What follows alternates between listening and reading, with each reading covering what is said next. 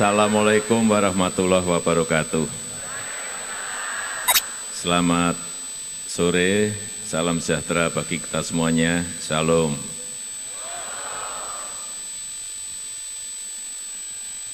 Yang hadir di sini berapa tadi? 2.500. Mau nonton konser?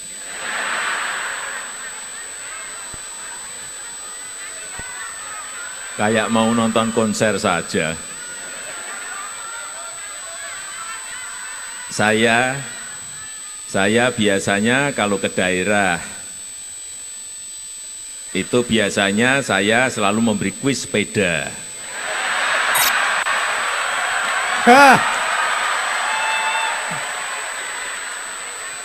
Tapi di sini saya mikir bawanya seperti apa, ngirimnya seperti apa.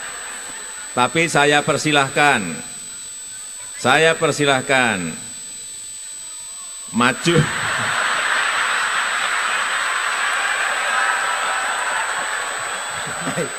Maju satu orang, sebentar saya tunjuk jari, kemudian maju.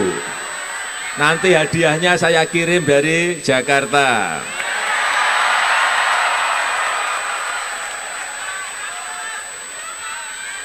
Satu orang, sebentar, satu orang.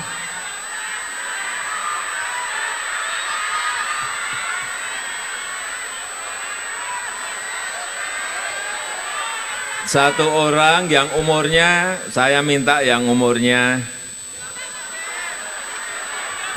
kurang lebih 25 sampai 30.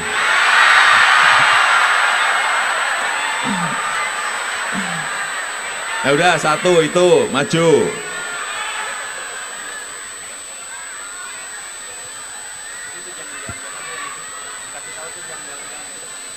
Nama-nama ikan siapain?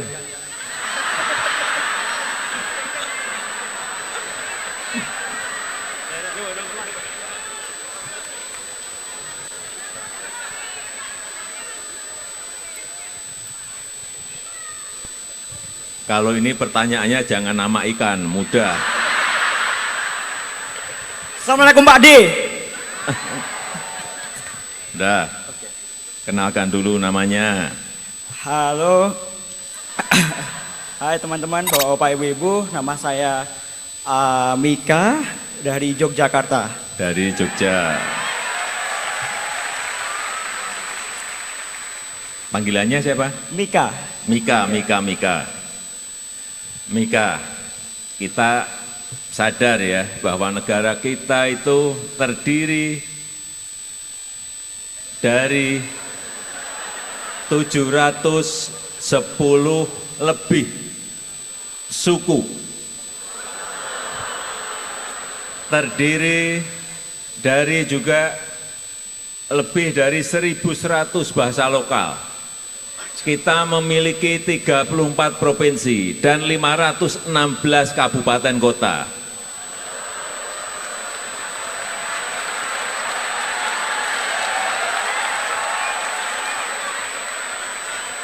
Pertanyaannya, tadi kan saya menyampaikan 710 lebih suku.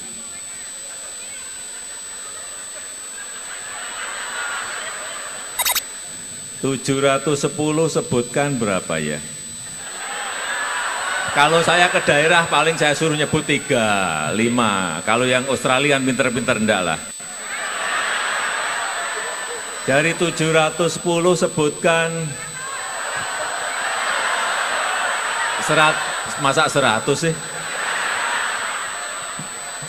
Enggak lah, cukup 7 saja, udah 7. 710 ambil 7. Oke. Mika, 1. Dayak. Suku Dayak, betul. Betul, suku Dayak. Baduy. Suku Baduy. Suku Baduy di mana ini? Di Banten. Banten, oke. 3. Suku Jawa. Suku Jawa itu di mana? Di Jawa Tengah. 4. Ambon. Bugis. Bugis. Hah? Bugis. 4, Oke. Bugis, ya. Batak. 5, Oke. Batak. 6, Sunda. 6, Sunda. Oke. Satu lagi.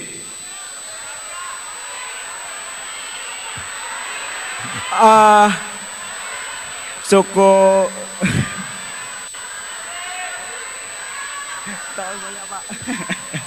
Satu lagi. Oke. Suku Papua.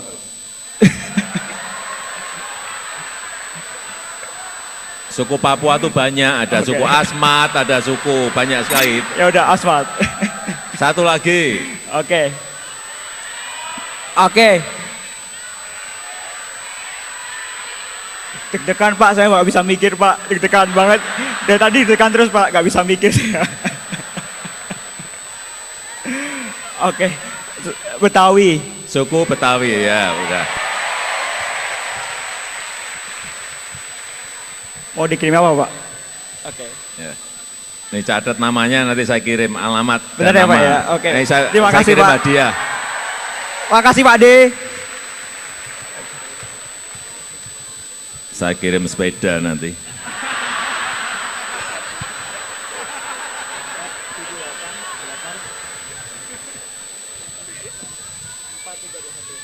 Saya ingin bercerita sedikit mengenai kondisi baik ekonomi, politik, dan lain-lain yang berada di negara kita. Tapi lebih banyak ekonomi lah, saya nggak mau banyak cerita mengenai politik, pusing.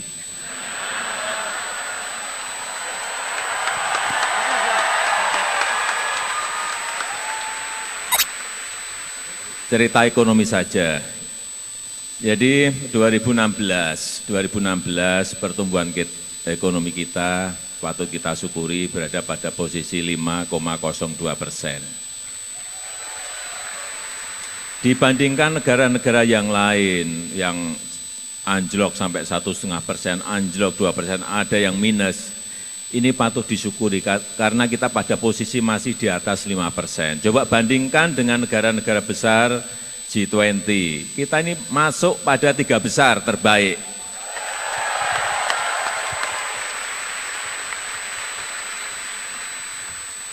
Kalahnya hanya oleh India sama Tiongkok. Ini yang sering banyak kita tidak tahu, sehingga tidak mau mensyukuri. Coba lihat negara-negara yang lain, ada yang minus, ada yang sudah minus. Karena memang perlambatan ekonomi dunia, ketidakpastian itu selalu ini yang membayangi kita semuanya. Kemudian yang kedua kita lihat posisi inflasi kita. Ini artinya apa? Di sisi pengendalian harga. Yang sebelumnya 8,3, 2015 bisa kita tarik kepada 3,35 dan 2016 3,02. Artinya pengendalian harga itu betul-betul bisa kita kontrol dengan baik. Jadi jangan sampai ada yang sering menaik-naikkan isu mengenai cabai Pak, harganya mahal sekali. Nah, yang naik hanya cabai aja kok ribut. Ya nanti kalau musimnya datang dia juga akan turun, itu sudah fluktuatif biasa. Jadi jangan termakan oleh hal seperti itu, faktanya iya, tapi memang fluktuasinya seperti itu. Dan yang kedua juga kalau harga cabai mahal dikit kan nggak apa-apa. Petani biar sedikit mendapat keuntungan, ya kan?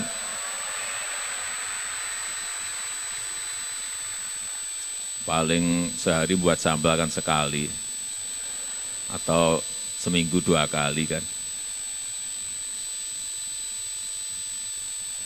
Kemudian yang berkaitan dengan tadi pertumbuhan ekonomi, inflasi, kemudian apalagi yang berkaitan dengan kesenjangan. Nah, ini persoalan besar kita ada di sini. Gini rasio kita. ini memang pada posisi kita harus belak-belakan apa adanya. Pada kondisi 2015,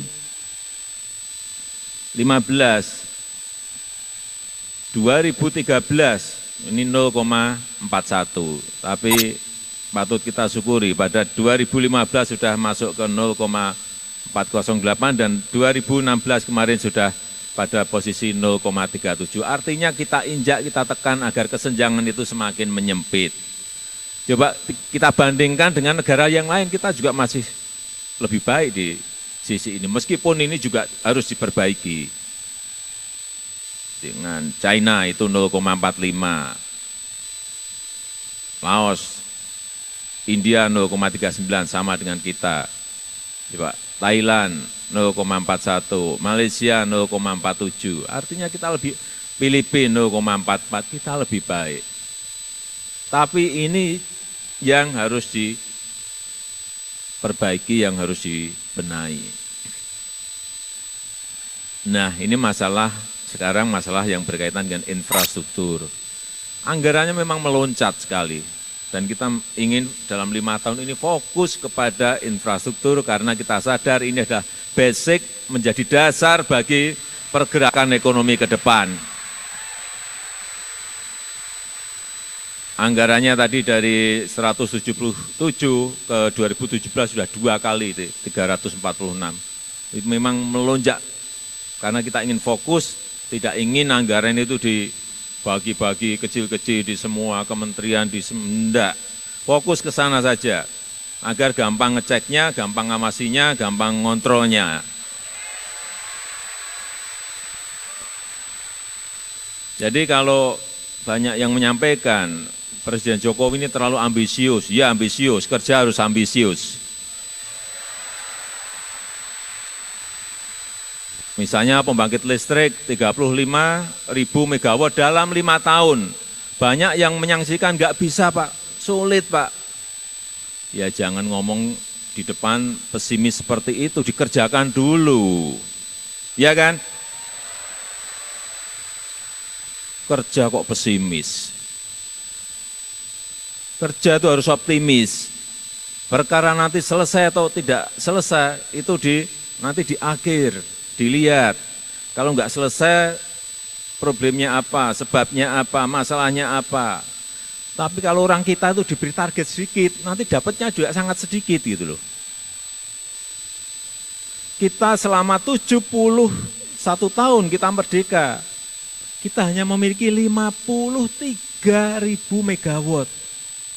Bayangkan, 53.000 dalam 71 tahun. Lah ini 5 tahun 35, nggak mungkin banyak yang menyampaikan seperti itu. Tapi nanti misalnya tidak selesai 35.000, selesai 25.000 pun itu sebuah pekerjaan yang luar biasa loncatannya. Dan saya meyakini ya di atas itu masih bisa. Ini kita masih punya waktu 2,5 tahun lebih.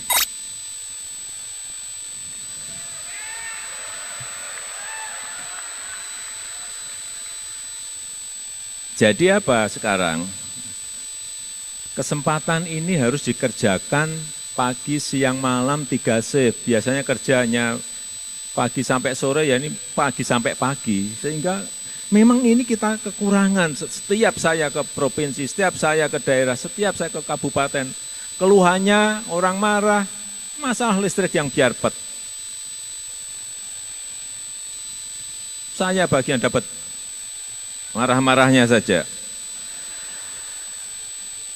Enggak apa-apa, itu memang bagian dari amanah yang diberikan kepada saya. Kemudian yang kedua yang berkaitan dengan jalan tol. Kenapa ini kita bangun?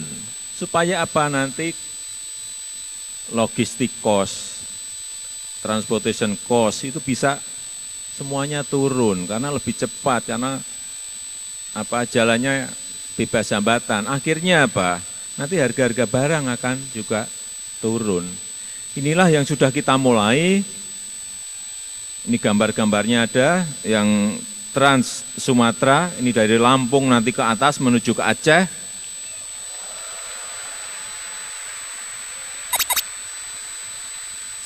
Jadi sering orang menyaksikan, Pak paling-paling groundbreaking, setelah itu enggak dimulai, ya silahkan loh, saya ada gambarnya, enggak percaya datang saja ke Lampung, ke Palembang. Apakah sudah jadi seperti di gambar ini atau tidak? Karena ini setelah groundbreaking, hampir berapa? 5 kali saya datang. Saya datangi lagi. Saya cek lagi. Jadi yang kerja juga merasa diawasi. Kalau begitu kita groundbreaking, kita tinggal, nggak pernah kita awasi. Saya nggak ngomong itu.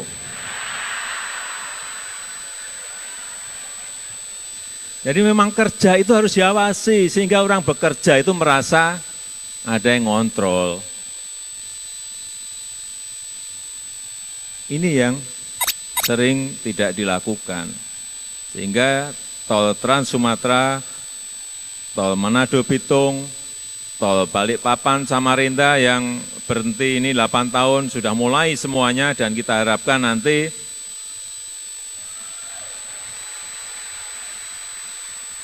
bisa, ya kita ukur setelah 5 tahun diukur berapa kilo. Nanti akan kelihatan, karena sejak kita merdeka sampai sekarang, jalan tol yang ada itu hanya 830 km. Hanya.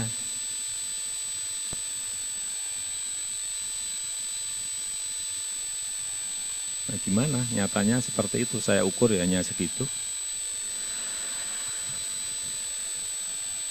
Kemudian pembangunan jalur kereta api, sama. Saya selalu memutuskan, karena ini keputusan politik, misalnya jalur kereta api di Sulawesi, itu rencananya sudah ada dan bertahun-tahun, nggak pernah diputuskan, ya nggak mulai-mulai. Tapi begitu diputuskan, gerak, kemudian dilihat, ya mesti progresnya ada. Banyak yang bertanya kepada saya, selain dari APBN nanti duitnya dari mana Pak? Ini kan kebutuhan dalam 5 tahun kurang lebih 5.400 triliun rupiah. APBN kira-kira hanya bisa menyiapkan 1.500 triliun rupiah, sisanya dari mana? Ya dari swasta, dari PPP, nanti dari model sekuritisasi.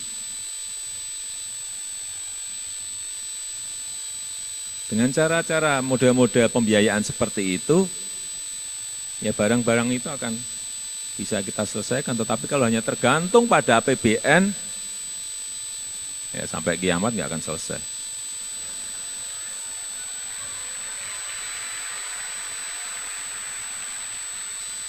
Ya pada rakyat butuh, provinsi butuh pelabuhan, provinsi butuh airport, provinsi butuh jalan tol. Kalau kita hanya mengandalkan dari APBN, ya nggak akan kita miliki sampai. Saya nggak ngomong itu. Jadi contoh misalnya pelabuhan baik yang besar, yang sedang maupun yang kecil. Ya semua pulau membutuhkan, semua provinsi membutuhkan, tapi kita ini konsentrasi dulu ke pelabuhan-pelabuhan besar dulu. Ini agar tol laut, kapal-kapal besar itu bisa bersandar ke pelabuhan-pelabuhan itu. Terus nanti bisa kapal besar dari barat ke timur bisa muter terus, ini baru. Kalau enggak, ya enggak mungkin kapal-kapal besar yang masuk ke negara kita ini bisa bersandar. Hanya dari dulu sampai sekarang bersandarnya di Tanjung Priok, ya pulau yang lain dapat apa kalau nggak dibangun?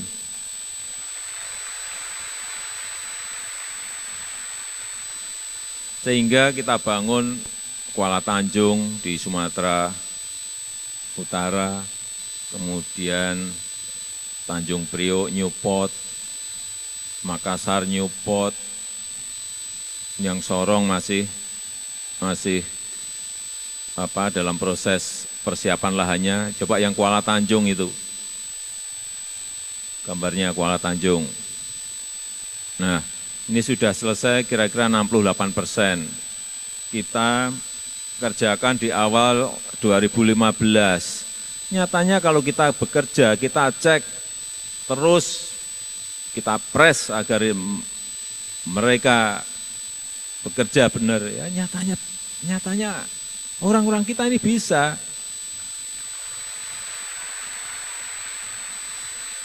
Ini nanti mungkin akhir tahun mungkin belum akhir tahun lah sudah bisa kita resmikan. Saya ingin juga agar ini juga dari BUMN kita bekerja sama dengan pelabuhan-pelabuhan besar di dunia agar jaringan itu masuk ke Indonesia. Kuala Tanjung, Pelindo nanti bekerja sama dengan Port of Rotterdam, kerjasama dengan Dubai Port, sehingga kita cepat menjadi besar karena jaringan itu mereka kuasai. Kalau kita sendiri juga sulit untuk menguasai pelabuhan-pelabuhan besar seperti itu, karena perlu keahlian dalam manajemen, perlu keahlian dalam menggarap, mengelola logistik yang akan masuk ke Indonesia, bukan hal yang mudah. Saya kira kalau kita ingin cepat ya partneran seperti tadi yang saya sampaikan. Kemudian yang sering saya sampaikan bahwa kita membangun dari pinggiran, kita membangun dari desa itu ya betul-betul kita laksanakan. Sekarang misalnya kayak Trans Papua. Coba gambarnya yang Trans Papua. Nah, kita kerjakan pagi, siang, malam. Untuk apa? Ya agar ada keadilan bagi seluruh Indonesia di seluruh wilayah tanah air kita.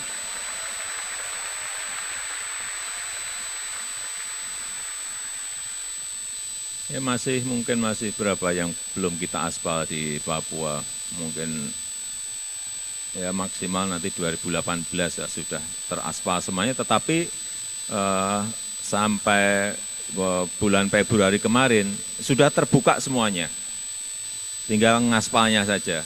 Saya mungkin bulan depan saya mau coba untuk naik trail dari Wamena menuju ke bawah di Merauke. Karena belum diaspal. Enggak apa-apa, tapi buka dulu. Kalau enggak seperti itu, kita saling tunggu, harus diaspal, enggak akan buka-buka. Saya selalu segera dimulai, setelah saya putuskan segera dimulai. Nanti kalau sudah berjalan pasti akan saya cek. Karena tanpa bekerja seperti itu, enggak akan mulai-mulai. Mundur. Ya model kita seperti itu. Yang kedua, saya mempelajari psikologis di birokrasi kita, di pemerintahan kita. Kalau enggak segera diputuskan, ya itu, undur-undur. Kemudian perbatasan sebagai contoh di Entikong. Di Entikong sudah puluhan tahun. Gubernurnya mengatakan ke saya, Pak, sejak merdeka Pak enggak pernah diapa-apain. Kemudian waktu 2014, saya ingat bulan Desember saya datang ke sana. Ini kantor apa kandang? Iya memang harus saya sampaikan apa adanya. Dan saat itu saya perintah, saya beri waktu 2 minggu kantor ini harus dirobohkan, diruntuhkan. Saya beri waktu 2 tahun untuk selesaikan kantor ini. Agar tidak kalah dengan kantor tetangga kita.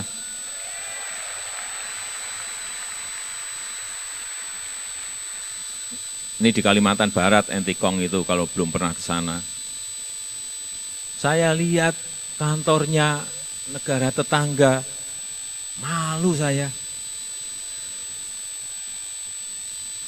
Jelek banget kita, tapi sekarang saudara-saudara bisa ke Entikong 2-3 kali lebih baik. Ya, gambarnya itu, gambarnya kurang baik, aslinya lebih baik. Kemudian yang di Nusa Tenggara Timur, saya di Matoain, di Motamasin, saya datangi ke sana, sama saja. Saya nengok yang di sebelah, negara sebelah, saya tengok, kita kalah.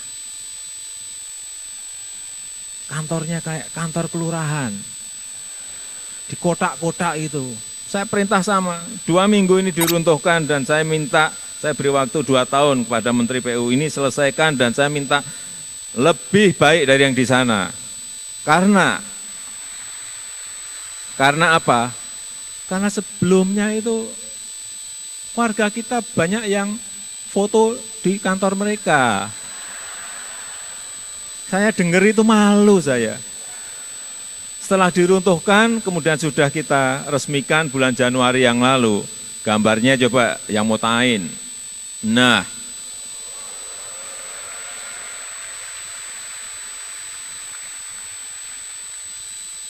sekarang gantian mereka yang foto-foto di tempat kita. Itu Motain, Motamasin, itu kantor kayak gitu udah. Enggak ada kebanggaan nih. Yang penduduk yang di sekitar Kabupaten Belu juga katanya, Pak malu Pak kita Pak, malu Pak. Terus kemarin kita resmikan, gimana sekarang? Wah bangga banget Pak, bangga Pak kita Pak, bangga Pak. Mereka sekarang foto-foto di tempat kita. Ya memang harus seperti itu, kita ini negara besar. Indonesia itu besar.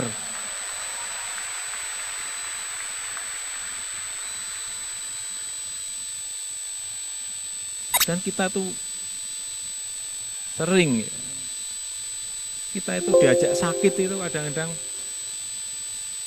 diajak pahit itu kadang-kadang sulit. Gak apa-apa, awal-awal sakit, awal-awal pahit gak apa-apa, tapi ke depan itu kelihatan ada yang akan kita capai itu. Jangan seneng lah, manja-manjaan. Dikit-dikit ngeluh.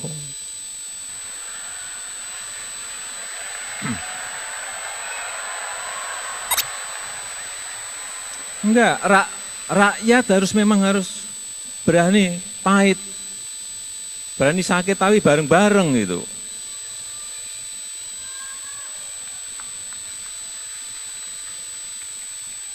Ini coba kita bandingkan, saya berikan contoh. Masalah bensin, BBM, di Jawa itu berapa? 6.450, ya kan? Di Jawa nanti naik 500 perak, 1.000 perak aja demonya 3 bulan. Iya betul loh, saya pernah di demo 3 bulan. Saya biarin aja, tahu-tahu ya hilang sendiri.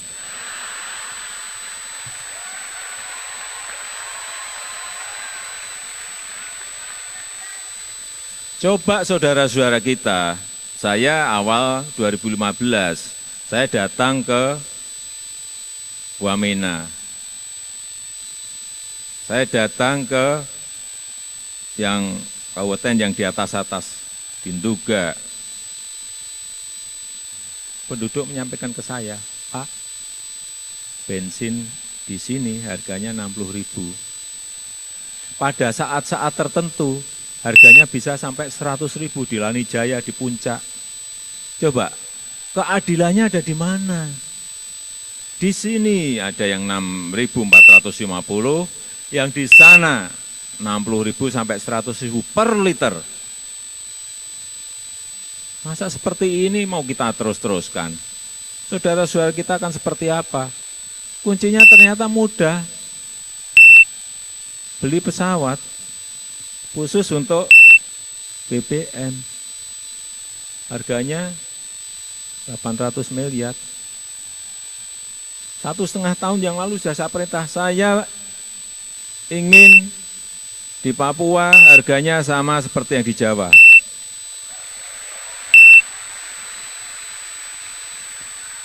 Tapi baru 1,5 tahun itu bisa terrealisasi. Baru bulan Oktober tahun kemarin, harganya sudah sama.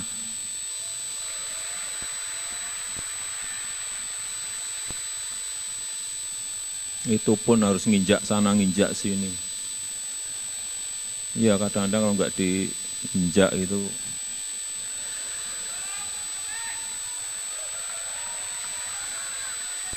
masalahnya nggak rampung-rampung. Jadi meskipun saya kurus, saya nginjak juga kuat.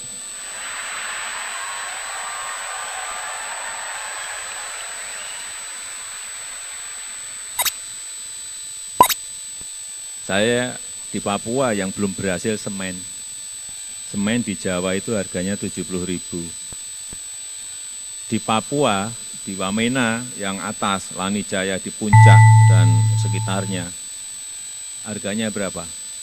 800.000. Jangan wow dulu. Dan di atas Wamena harganya 2,5 juta per sak. Tahun depan.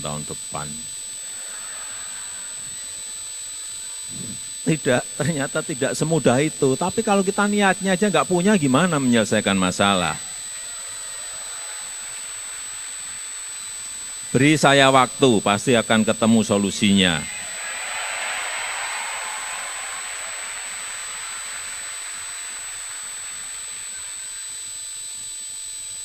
Rp70.000. Yang di sana 2,5 juta, coba.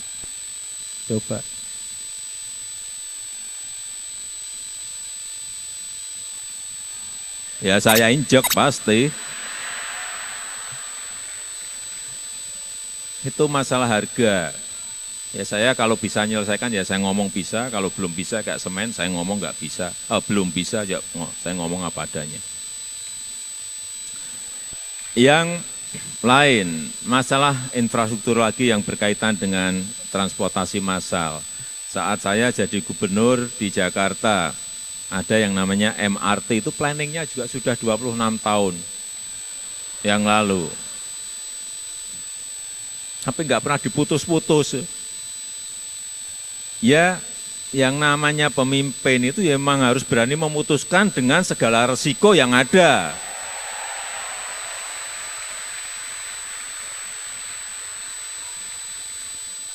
Begitu sudah kita putuskan, grek putus, ya nyatanya jalan kan juga terus berjalan kan.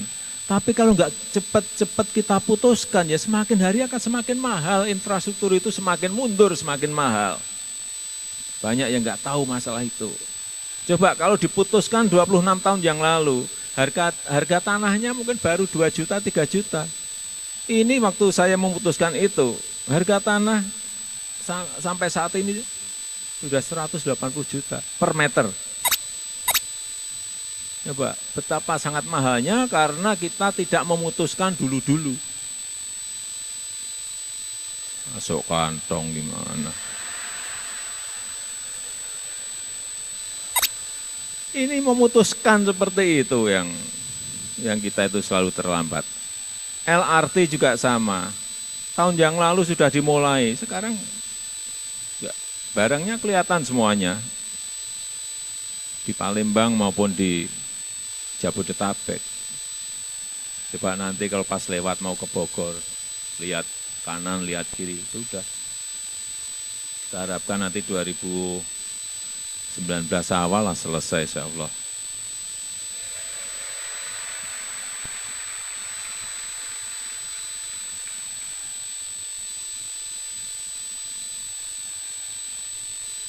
Kemudian kereta api cepat, Jakarta-Bandung. Ini kan juga memutuskan lagi untuk masuk ke sebuah peradaban baru dari transportasi pribadi, masuk ke transportasi massal. Memang itu butuh keberanian memutuskan. MRT, LRT itu masuk ke peradaban transportasi massal. Tidak mudah memutuskan seperti itu. Nanti dihitung-hitung. Misalnya kayak MRT, dihitung-hitung rugi membuat itu. Kalau hanya dihitung masalah pembangunan MRT dan nanti tiket yang harus dibayar penumpang. Tetapi kalau kita lihat Jakarta sendiri, macetnya kayak sekarang ini. Kemudian tidak disiapkan transportasi massal yang namanya busway, yang namanya MRT, yang namanya LRT. Itu kerugian kita per tahun 28 triliun per tahun. Ada bangun MRT yang sekarang yang plan yang pertama ini 15 triliun. Artinya kerugian itu setiap tahun akan datang 28.000 karena macet. Pembuangan bahan bakar yang percuma itu akan terus-menerus diulang-ulang. Coba dulu kita sudah punya MRT, sudah punya LRT, ya duitnya nggak akan hilang. Ini yang sering nggak kita sadari.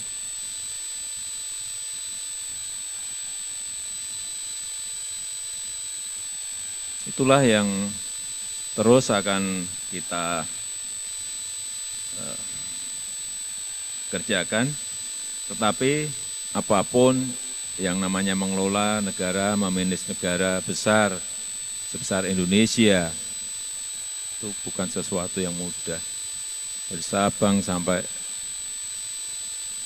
Merauke, dengan tadi saya sampaikan 700 lebih suku, 1.100 lebih bahasa lokal, 6 agama yang berbeda. Inilah tantangan-tantangan kita ke depan yang selalu saya ingatkan saat kita ke daerah, ke provinsi, ke kabupaten, ke kota, bahwa kita ini memang dianugerahi oleh Tuhan keberagaman, kemajemukan, kebinekaan yang itu harus kita pandang sebagai sebuah anugerah yang terus harus kita rajut, yang terus harus kita pelihara agar kita tetap satu. Negara Kesatuan Republik Indonesia.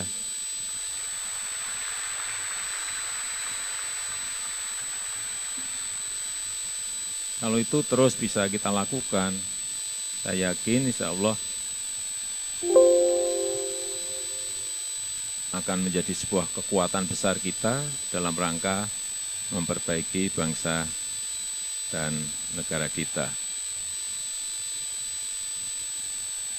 Terakhir, saya minta lagi satu.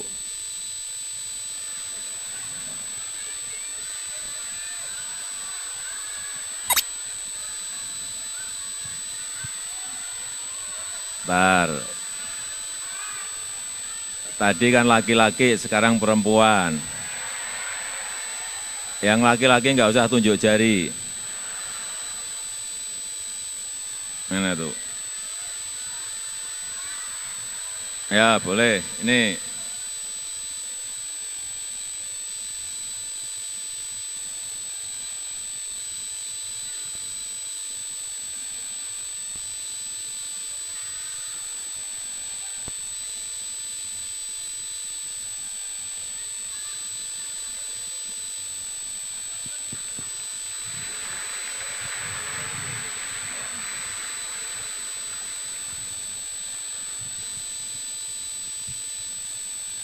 Selamat ini bisa ketemu sama Pak Ade.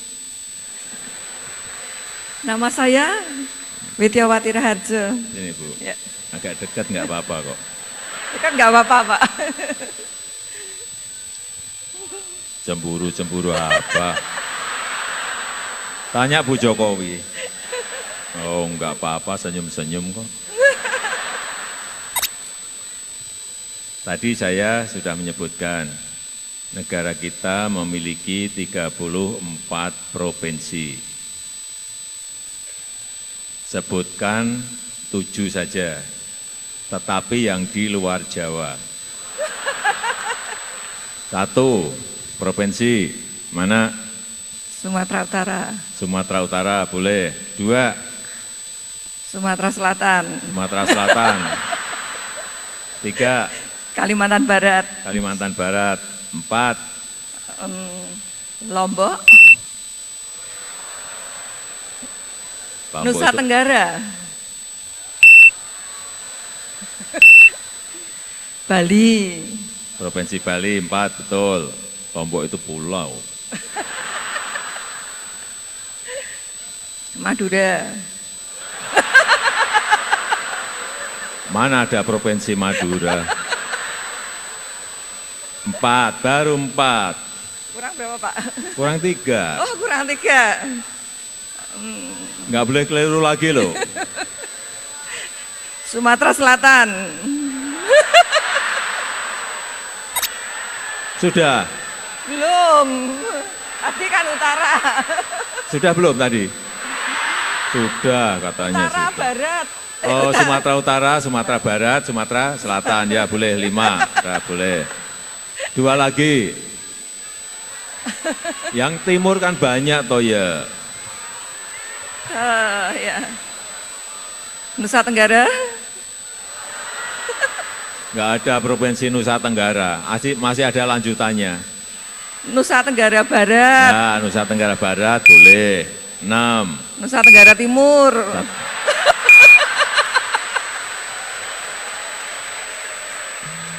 Ya, terima kasih. Ya, bener kan Pak? Benar. Walaupun hilang pikirannya. Dikenalkan dulu. Terima kasih Pak. Dikenalkan dulu namanya tadi siapa tadi? Udah. Kenalkan lagi. Ya. Dari mana? Nama saya Widyawati Raharjo dari Semarang. Dari Semarang. Oh. Kasih Bu. Dicatat namanya.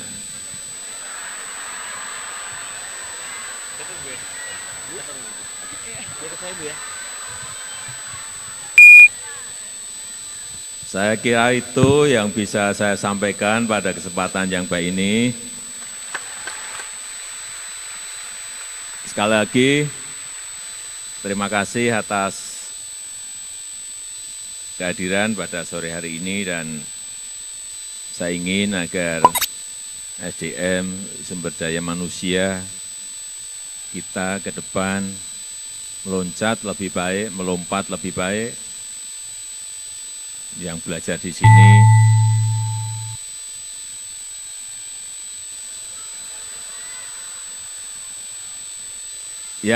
di sini segera kembali ke tanah air.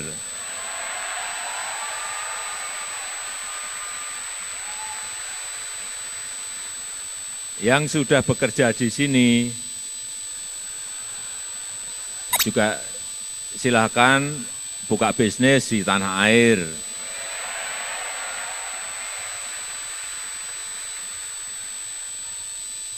Saya kira peluang-peluang sekarang ini banyak sekali yang bisa diambil, tetapi apapun negara itu membutuhkan sumber daya manusia yang memiliki kecerdasan, memiliki keterampilan, memiliki integritas yang tinggi, dan mempunyai produktivitas yang tinggi, dan dengan itulah kita nantinya bisa bersaing dengan negara-negara lain, bisa berkompetisi dengan negara-negara lain. Saya melihat yang hadir di sini, semuanya pinter-pinter, kelihatan wajahnya pinter-pinter. Dan saya tunggu kepulangannya.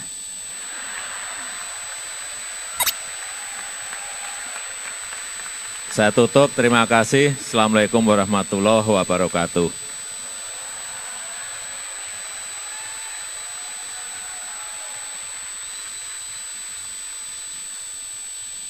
Ya, sekali lagi